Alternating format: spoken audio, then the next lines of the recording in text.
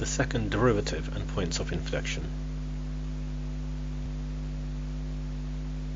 So starting with this function, expanding brackets, first derivative, second derivative. Now the second derivative being equal to 0, this is one of the conditions for the point of inflection. So this is one of the first things that we have to do. We'll make it equal to 0 and we'll work out a value of x or values of x for which there are points of inflection.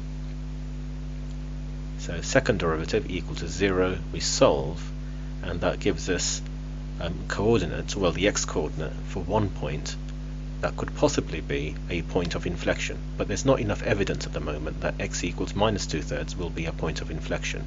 Yeah, so it might be at this stage.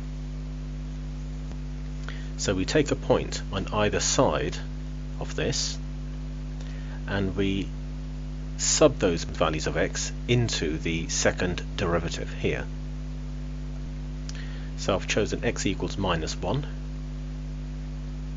That's to the left of the minus 2/3 on a number line, and we get a negative value, and that also tells us the gradient is decreasing as x increases in this region of the graph.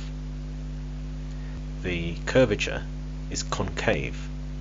When your second derivative is negative, you have a concave section on your graph. Now I need another value of x to the right of this value, so I've chosen 0 this time, and the second derivative now, when I substitute x equals 0 in, is 4. It's a positive value.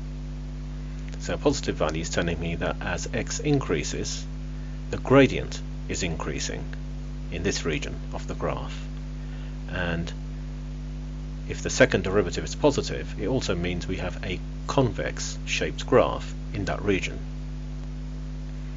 Now if we have a look at the value of our second derivative, it's negative here, it's positive there, and the evidence that we're missing to show that at x equals minus 2/3 we have a point of inflection is there's a sign change in the second derivative.